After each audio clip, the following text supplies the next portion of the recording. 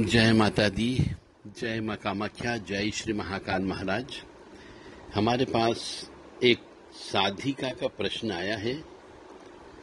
प्रश्न यह है कि उनका कहना है कि मैं बहुत समय से शिव भक्ति में और उनका मंत्र जाप स्तुति ये सब करती आ रही हूँ, परंतु उनके साथ साथ वह हनुमान जी की और माता जी बगलामुखी की पूजा भी करती रही, परंतु किसी से कोई दीक्षा नहीं ली।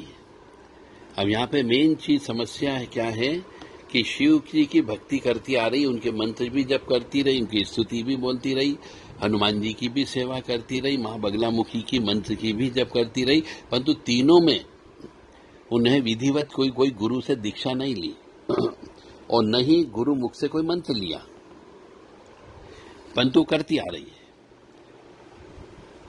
माँ बगलामुखी की जप तप या हनुमान जी की जप तप करने से या शिव जी का जप तप करने से कभी कोई दिक्कत या परेशानी उत्पन्न नहीं हुई, परंतु कुछ दिनों से उनका कहना कि मेरे मन में हर वक्त केवल और केवल शिव जी की ही तरफ लगा रहता है, जैसे कि एक बहुत ज्यादा चुंबकीय खिंचाव हो रहा है। ऐसा लगता है कि मैं सब भक्ति छोड़ दूं और केवल शिव जी की ही भक्ति करूं, बाकी सभी देवी देवताओं को मैं केवल प्रणाम करूं। परंतु एक तरफ ऐसा भी लगता है कि कहीं भोलेनाथ नाराज न हो जाए, हनुमान जी को छोड़ दूं तो, माता बगलामुखी को छोड़ दूं तो कहीं मां नाराज नहीं आ जाए। तो मुझे समझ नहीं आ रहा है कि मैं क्या करूं। क्या मैं शिव जी के साथ साथ हनुमान जी की और मां बगलामुखी की जो पूजा करती हूं, जब तक करती हूं, करती रहूं, परंतु मन नहीं मान रहा है। और मेरे को ऐसा लगता है अंदर से कि मैं इन दोनों हनुमान जी और बगलामुखी की पूजा जल्दी से जल्दी खत्म करके मैं सिर्फ और सिर्फ शिव जी की पूजा करूं।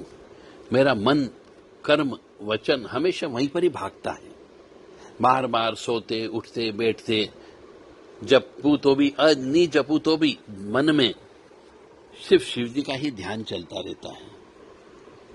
तो उन्होंने हमसे सलाह पूछी कि मैं क्या करूं।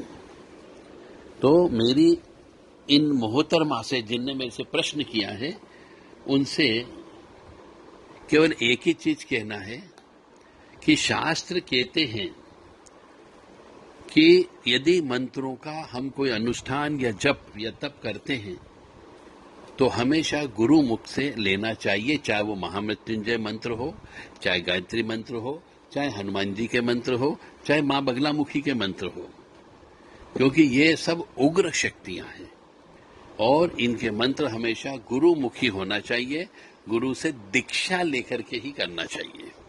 अब चूंकि इन मोहतरमा ने बिना किसी गुरु दीक्षा के महामृत्युंजय मंत्र भी किए, नमः शिवाय ओम भी जप किया, हम हनुमते रुद्रात्मका हुमफट भी जप किया, हनुमान चालीसा का भी जप किया और बगलामुखी के 5 माला रोज इन्होंने जप किया बिना गुरु मुख के लिए। अब इन सब के जप करते करते जब इनकी शक्ति बढ़ गई तो इनके साथ में एक ऐसी शक्ति जुड़ गई जो इनको अघोर प्रवृत्ति की ओर ले जा रही है।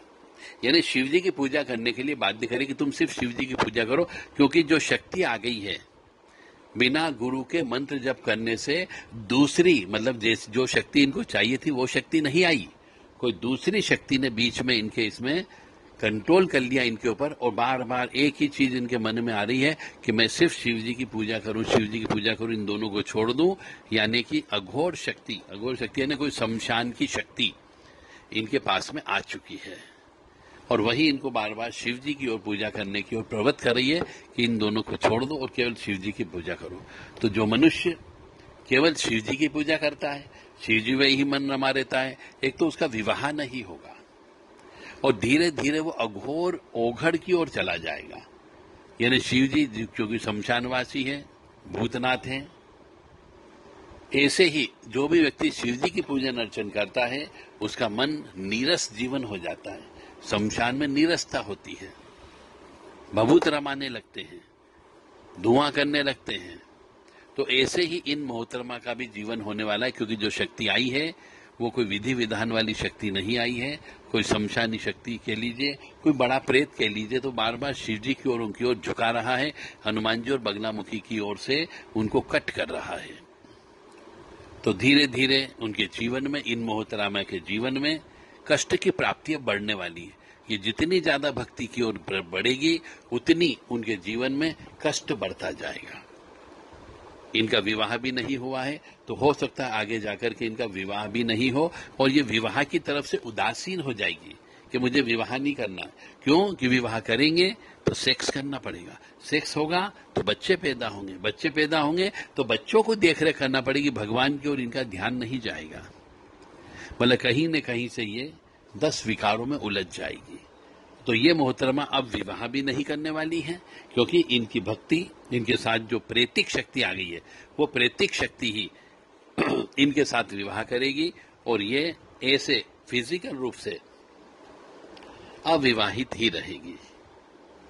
तो मेरी आप सबसे विनम्र निवेदन है कि कोई भी मंत्र हो, चाहे गायत्री मंत्र हो, चाहे महामृत्युंजय मंत्र हो, चाहे वो शिव जी का मंत्र हो, चाहे हनुमान जी का मंत्र हो, चाहे माँ बगलामुखी का हो, या 10 महाविद्या में किसी भी देवी जी का मंत्र हो, जब तक कि आप पूर्ण रूप से दीक्षित न हो जाए, पूर्ण रूप से शिक्षित न हो जाए आध्यात्मिक रूप से, तब तक आपको अपनी मर्जी से कोई भी मंत्र जप नहीं करना है, अनुष्ठान नहीं करना है।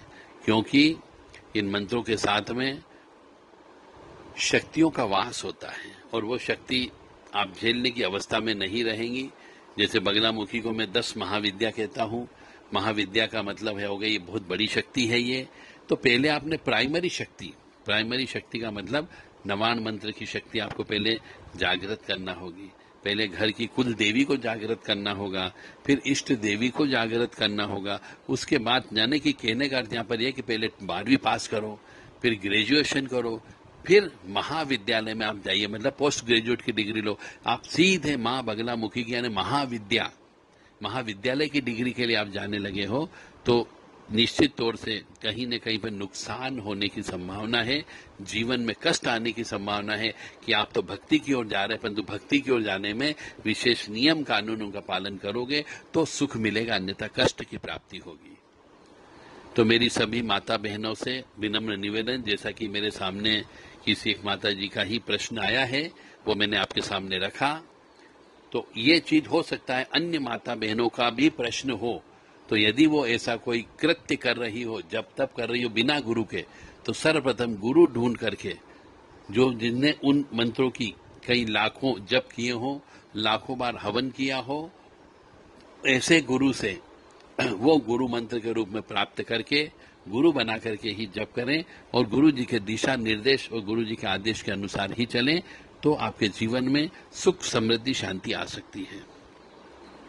ओम मृत्युंजय महादेव त्राहि मां शरणागतम जन्म मृत्यु जरा व्याधि पीड़ितम कर्म बंधने। ओम मृत्युंजय महादेव त्राहि मां शरणागतम जन्म मृत्यु जरा व्याधि पीड़ितम कर्म बंधने। ओम मृत्युंजय महादेव त्राहि मां शरणागतम जन्म मृत्यु जरा व्याधि पीड़ितम कर्म बंधने। ओम मृत्युंजय महादेव त्राहि मां शरणागतम जन्म मृत्यु जरा व्याधि पीड़ितम कर्म बंधने। ओम मृत्युंजय महादेव त्राहि मां शरणागतम जन्म मृत्यु जरा व्याधि पीड़ितम कर्म बंधने। ओम मृत्युंजय महादेव त्राहि मां शरणागतम जन्म मृत्यु जरा व्याधि पीड़ितम कर्म बंधने। ओम मृत्युंजय महादेव त्राहि मां शरणागतम जन्म मृत्यु जरा व्याधि पीड़ितम कर्म बंधने। ओम मृत्युंजय महादेव त्राहि मां शरणागतम जन्म मृत्यु जरा व्याधि पीड़ितम कर्म बंधने। ओम मृत्युंजय महादेव त्राहि मां शरणागतम जन्म मृत्यु जरा व्याधि पीड़ितम कर्म बंधने। ये तो हो गया शिव जी का मंत्र। ओम नमः शिवाय, ओम नमः शिवाय, ओम नमः शिवाय, ओम नमः शिवाय, ओम नमः शिवाय, ओम नमः शिवाय, ओम नमः शिवाय।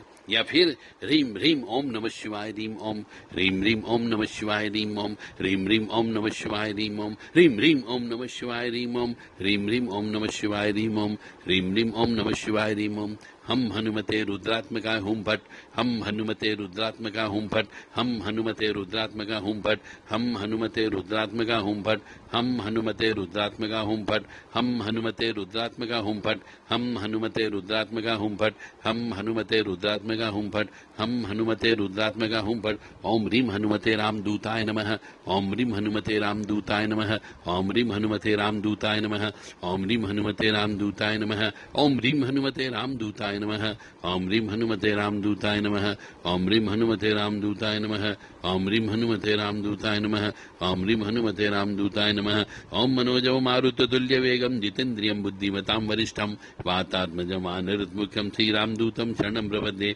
ओम मनोजव मारुततुल्य वेगं जितेन्द्रियं बुद्धिमतां वरिष्ठं वातात्मजं वानरमुख्यं श्रीरामदूतं शरणं प्रपद्ये।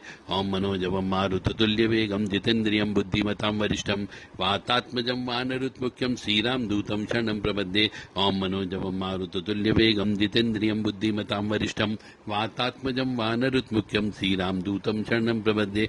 ओम मनोजवं मारुततुल्य वेगं जितेन्द्रियं बुद्धिमतां वरिष्ठं वातात्मजं वानरमुख्यं श्रीरामदूतं शरणं प्रपद्ये। ओम मनोजवं मारुततुल्य वेगं जितेन्द्रियं बुद्धिमतां वरिष्ठं वातात्मजं वानरमुख्यं श्रीरामदूतं शरणं प्रपद्ये। तो इस प्रकार से हनुमान जी के मंत्र हैं।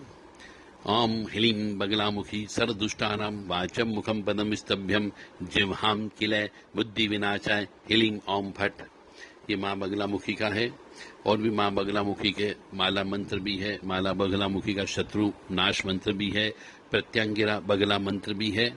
जो भी मंत्र लें गुरु मुख से लें, गुरु के सानिध्य में रह करके करें पहले, उसके बाद करें। और एकदम महाविद्या का कोई भी कार्य न करें, क्योंकि महाविद्या आने की बहुत बड़ी शक्ति होती है। इसको झेल नहीं सकते जब तक कि आपने नीचे की परीक्षा पास न की हो, नीचे का कोर्स पूरा किया न हो। जय माता दी।